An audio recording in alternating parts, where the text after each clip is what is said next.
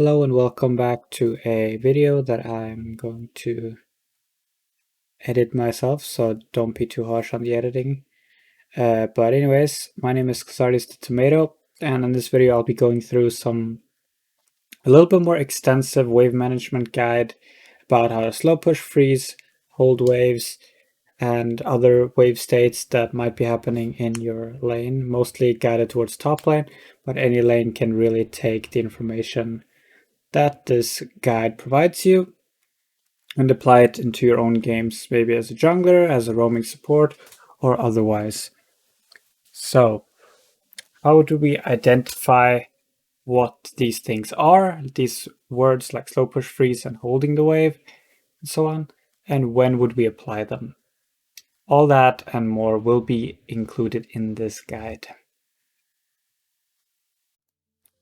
So let's talk about the two most commonly used wave tactics or wave manipulations that you will be seeing in top lane and in other roles. And I'll be going through first the freeze, then I'll be showing a video on how to execute a freeze, and then we'll go to slow push later. So, freezing. The point of a frozen wave state is to prevent your opponent from being able to farm while also providing you a safe distance to your own tower, making it very easy to escape a possible gank or in general get to safety, making it very difficult for an all-in champion to execute any sort of all-in. Freezing should be implemented if one of the following is true. One of the following statements is true. So, number one, if you're stronger than your lane opponent, in this case the freeze will grant you the ability to push your opponent off the wave or zone them off of the wave, preventing them from getting gold, and if you're strong enough, maybe even EXP. So what you would be doing then is you would be walking ahead of the wave and pushing them off of it. Number two, you have issues when you're ahead by taking plates. What does this mean? So if you're playing into a champion that can very easily prevent you from taking plates, some decent examples of this would be something like a Shen that can taunt you under tower, or something like a Gangplank that has decent wave clear under tower and will have hard hitting auto attacks once you try to go for a plate or a demolish proc. Number three, if you're scared of being ganked. So let's say your jungler is bot side and you have nowhere to go, and you really do not want to push up because you have no vision right now, and you still want to extend your lead in top lane. Well, the easiest way to do that is then to just keep a freeze, because then you're close to your own tower. If you do see the enemy jungler on a ward and it looks like they want to dive you can always try to just clear the wave, and then they have nothing to do, and even if you die, you've already cleared the wave anyway. So, and then lastly, your opponent would like to all-in you or keep the wave on their side of the lane, which basically goes hand in hand in the fact that they would like to all-in you at every opportunity they get, but since you're that close to your tower, that strength that the tower provides you in safety should give you the appropriate health and security to not get instantly killed. So in the following clip, you're going to be seeing on how to execute a freeze, how to maintain the freeze, and how to thin out a wave if the wave that you're having is too big. So I'll leave it to you, Khazardius, on how to properly thin out the wave and then try to set up a freeze without losing too much health in the process. So right now this is a very huge wave that needs some thinning out.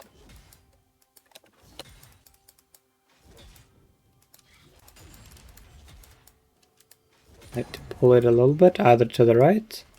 The left is still not properly thinned out yet, so I still need to thin it out a little bit more because of the cannon minion. So this should now be pretty decent, and for every minion that dies, try to make sure that there is enough removed from your side. So as soon as I remove this melee minion,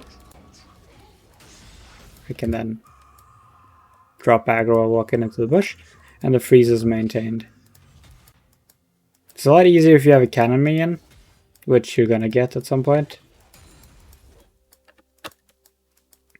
And then you just keep it like this, and then the freeze is now maintained.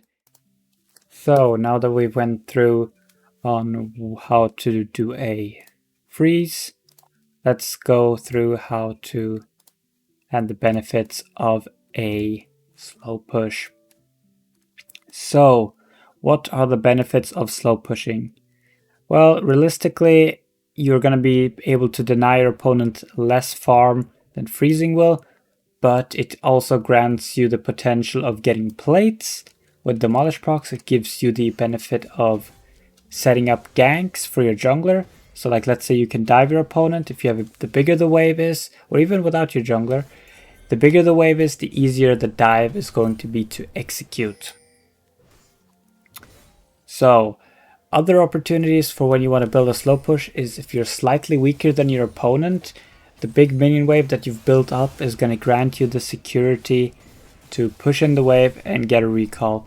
And what the wave is going to be doing if you successfully push the wave under tower, it's going to then bounce back and then be safely under your tower.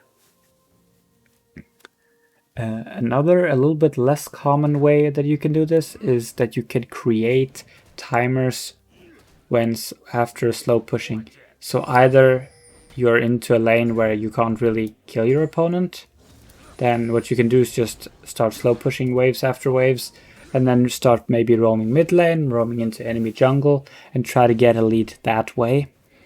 Other ways you can do it is also just quickly slow push 3 waves, take a quick recall, and be back by the time your opponent gets to shove in the wave himself, to then use the recently acquired gold advantage to pressure him off the wave and maybe then go into setting up a freeze. It's quite a lot of information. I would suggest that if you're unsure of what I just said, you can just rewind it a bit and listen to it again. I know I can speak a little bit fast at times, but hopefully this will... Okay, so here we have the last 3. Well, there's probably some more very specific case ones, but the last 3 bigger ones that are still left, but that's just less used than the other ones, is keeping the wave in the middle, fast pushing, and proxy farming. I will actually start with fast pushing first, because I do still think that's more common than the other 2, at least in top lane. And you will use this in 2 moments to identify this. So it's when you need to be somewhere, and if you can effectively poke your opponent under tower. The reason why I say it's only those 2 is even in the second one, it's more effectively most of the time using slow pushes instead. But let's say you're not able to slow push into somebody just because they have immense wave clear and are going to use that to that against you. So an example of that would be something like an Aurelia that will just stack her passive if you make the wave too big, and then she'll heal more and then kill you off of that. But what fast pushing gives you is it gets you out of the lane quickly, but you do get less gold and EXP denied from your opponent than just either freezing or fast pushing or slow pushing. So an example of how to fast push is when you killed your opponent and you're on around like 50 HP, you know they have teleport, so you need to just push the wave out and then just recall as quickly as possible, which is keeping the wave in the middle. This strategy is mostly used in mid lane or even in bot lane. It's not that much used in top, but the whole gist of it is you can't freeze against your opponent because you would rather freeze against your opponent. But let's say they have a lot of wave clear, and making it that freezing is not really a good option. But it still keeps the wave in the middle, making it still an opportunity for both junglers to gank, and it has still a good success rate if you do have good wave or gank setup. So an example that I have is in mid lane, if you're playing LeBlanc versus a Xerath, you won't really be able to freeze onto the Xerath, which would be ideal to then have an easier gank set up onto the Xerath. But rather just trying to counteract his permanently pushing playstyle in order to stay healthy and still set up the wave.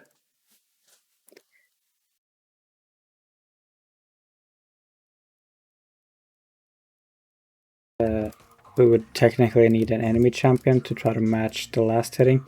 But what you would try to do is keep the wave in the middle. So every single time your opponent hits the wave, you would hit it again. And the benefits of this would be mainly for poke champions that you can keep it here in the middle and start poking your opponent. So champions that like to either just not all in or just poke would like to have this kind of state. Meanwhile, if you would rather, and again, champions that like sustain would like this kind of wave. So every champion that doesn't like to all in, doesn't or is against all in would probably mind the state of having a wave in the middle.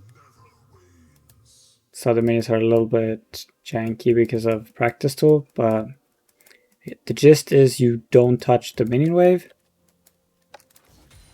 But every single time your opponent, let's say your opponent is also Mordekaiser, you were to be in like a mirror matchup, every single time they use a Q on the wave to push it, you would try to have to thin it out the same way back. Now for the last one, we have proxy farming. This is the most boring and fun way to play the game. I think it's the most fun way because you can achieve a lot of gold and EXP lead over everyone else in the game because you get access to enemy jungle. So what it does is you walk past the enemy tower and start taking the waves before they get to the tower. So the times where you'd use this is either when you're really far ahead, that your opponent can't really contest you even in an entire minion wave, or if you have very high mobility, or you're singed and you want to be chased, right? Because when you do proxy farm, you do need some sort of sustain, otherwise you're going to lose a lot of HP tanking the waves while taking them. But what it does grant you, again, it gives you access to the enemy jungle, both vision-wise and camp-wise, so you can proxy a wave, take the enemy Krugs, go back, proxy the next wave, look for the blue buff, red buff, wolves, like depending on what camps are on your side, or on the enemy top side, is you have access to those camps in between. So here we're going to have an example on how to proxy and what it gives you. So in this case, me as the Tryndamere has gotten a significant lead on my opponent. So right here I have the opportunity of either trying to look for enemy jungle camps to take, or just execute a dive even easier. I'm pretty sure I'm just gonna go for the dive here. And that's what happens. I have to use both summoners. And once again, I'm probably just gonna proxy the next wave again. In this case, the tower is already gonna fall. But what usually happens when you do a proxy is that your wave immediately goes under the enemy tower, meaning that they get denied more golden EXP faster. So there would be another 17 seconds before Jace respawns, and then would have to walk out to lane, which takes another 30 seconds. So by that time, he would have lost that entire wave, and possibly even the next wave incoming, if the tower still was standing, and I was proxy farming the next one. So proxy farming is the ideal way of getting the maximum amount of gold without kills, because you can have access to enemy jungle camps and get access to the waves themselves earlier, and then you can look for a recall right after you've done it to then get back to the lane without losing a single minion's EXP. Okay, let me just quickly do a quick recap before sending you guys on your way, and hopefully you've learned something, and hopefully you will know a little bit more when to use what type of wave manipulation. So freeze when you're strong, slow push when you're weak or you need time, meaning for roams or other things. hard shove when you really need to get somewhere really quickly, meaning things are getting stressful, you need to recall quickly, you need to roam quickly. Anything that needs to be done quickly, hard shove is your best pal. Proxy when you're really, really strong, to actually put the game away and put your enemy even further behind and make sure they'll never get back into the game. And then also you can also put the enemy jungler behind by proxy farming as well. Wave in the middle when freezing isn't really an option, where you still want to keep the ability open to have a gank and poking your opponent and sustaining yourself. And that's all from me in this video. Feel free to check out my other videos on the channel, and I'll hope to see you guys somewhere else. I am streaming live 3 days a week, so Mondays, Wednesdays, and Fridays, and I'll try to upload twice a week as well, currently with my unranked masters on ADC, but I also do these a little bit more excessive guides and a little bit more quality videos a couple times a month, like once a month, twice a month. But I really appreciate you sticking through the entire video. I hope you have an amazing rest of your day, and I'll see you guys next time. Bye.